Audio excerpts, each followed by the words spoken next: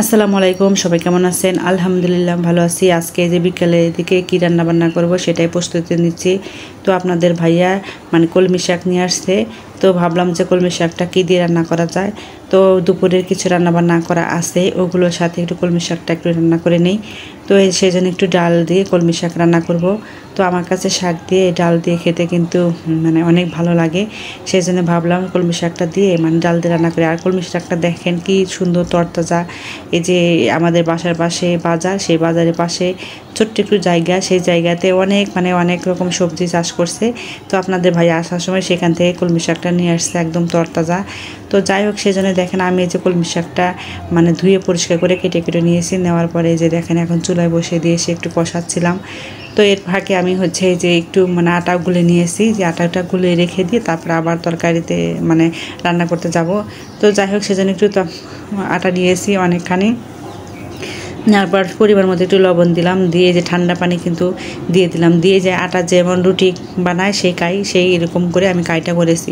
এরপরে দেখেন কষানোটা শেষ হয়ে গেছে তরকারিটা। এখন আমি পানি দেব, পানি দিয়ে চুলায় বসিয়ে দিয়ে তারপর আবার এই যে পিঠা গজাগুলো বানাবো। তো আজকে আমি আমার ছেলে মেয়েদের জন্য গজা বানাবো। তো আমি ছোটোবেলায় অনেক আগে এই গজাগুলো খেয়েছি। আমার বাবা হাটে বা বাজারে থেকে এই গজাগুলো নিয়ে আসতো, আর এই গজাগুলো অনেক মজা লাগতো। তাই ভাবলাম আজকে আমি আমার ছেলে মেয়েকে এই গজাটা বানিয়ে খাওয়াবো। তো আমার মেয়ে ও তো গজা খাইছে, কিন্তু গজার যে নামটা সেটাও বুঝতে পারতেছে না। তো যাই হোক, ভাবলাম যে ওদের সাথে একটু পরিচিত হোক। তো যাই হোক, সেজন্য যে নিজে নিজেই একটু বানালাম। তো চেষ্টা করলে কিনা হয়। তো যাই হোক, এই যে দেখেন আমিও কিন্তু নিজের হাতে গজা বানিয়ে খাবো আজকে। তো আপনারাও বাসায় ট্রাই করবেন, ছেলে মেয়েকে বানিয়ে খাওয়াবেন।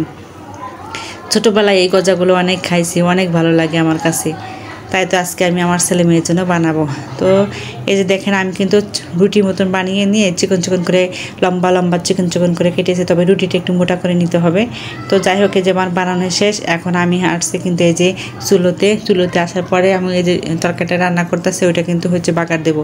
তো এই যে পেঁয়াজ রসুনগুলো ভেজে নিয়েছি, নেওয়ার পরে দুটো শুকনো মরিচ আর একটা তেজপাতা দিয়েছি, দিয়ে সামান্য কিছু কিন্তু জিরাও দিয়েছি। দিয়ে আমি এখন যে তরকারিটা বাগার দিয়ে নেব। আর এই তরকারিটা খেতে অনেক মজা লাগে, বিশেষ করে পালং শাক এই মসুর ডাল দিয়ে রান্না করলে আর বেশি ভালো লাগে আমার কাছে। ওইটা আমি প্রায় খাই, আমার কাছে অনেক ভালো লাগে। আর বাচ্চারা দেখা যায় এমনিতে শাক খেতে চায় না, ভাবলাম যে ডাল দিয়ে ভেবে রান্না করলে ওরা একটু খেতে পারবে। তো এই যে দেখেন আমি তরকারিটা হয়ে গেছে, এখন আসছি আমার দেখেন কি অবস্থা হয়েছে, মেঝেতে কি পরিমাণ আটা পড়েছে। তো যাই হোক, ওগুলো পরিষ্কার করে রেখে তারপর আমি আসলাম আবার চুলোর ধারে এসে যে ফ্রাই প্যানে তেল দিয়েছি। দেওয়ার পরে যে গজাগুলো আটা যেগুলো কেটে কেটে রাখছিলাম ওগুলো কিন্তু তেলে দিয়ে দিচ্ছিলাম। আর দেওয়ার সময় দেখা যাচ্ছে কি যখন ফুলে উঠেছে হঠাৎ করে হওয়ার পরে লাল লাল ভাজা পরে হঠাৎ করে ফুলে উঠেছে, তখন একটা এমন শব্দ করে উঠছে, আমার হাতে লাগিয়েছে। আমার মেয়ে আমার কাছে বসে আছে, তো ওরে কিন্তু তেল ছিটে লাগছে। আমি অবাক হয়ে গেছি, ভয়ই পাইছি। তো যাই হোক, আমার মেয়েকেও তো এইটা দেখে ও ভয় পেয়ে চলে গেছে ঘরে, যে ওখানে আর বসলো না। তো যাই হোক, আমার এই যে গজাগুলো কিন্তু ভাজা শেষ। এখন আমি এই যে চিনিতে শিরা দিয়ে চিনির শিরা বানাবো। তার জন্য কড়াই আমি চিনি দিলাম, দেওয়ার পরে সামান্য একটু এই যে পানি দিলাম। দেওয়ার পরে যে একটা কিন্তু এখন জাল দিয়ে সুন্দরভাবে একটু ঘন করে নেব। ঘন করে নিয়ে তারপরে আমি এই যে গজাগুলো যে বানিয়ে রাখছিলাম ওইগুলো আমি এটাতে কড়াইতে দিয়ে দিব আর কি, চিনি শিরাতে দিয়ে দেওয়ার পরে এটা সুন্দরভাবে লাড়তে হবে। আর এটা লাড়ার মধ্যেই কিন্তু অনেক সুন্দর একটা চিনিটা মিক্সার হবে। আর গজাগুলোর সাথে পুরো শরীরের সাথে যখন মিক্সার হবে তখন খেতে ভালো লাগবে। তো যাই হোক, আমার মিক্সার করা শেষ। এখন আমি এই যে দেখেন বানিয়ে নিয়ে ঘরে চলে আসছি, আর ছেলে মেয়ে বসে আছে, ওরা খাবে কিন্তু সবাই মিলে। তো যাই হোক, আমার গজাটা বানানো কেমন হয়েছে কমেন্ট করে জানাবেন। আল্লাহ হাফেজ।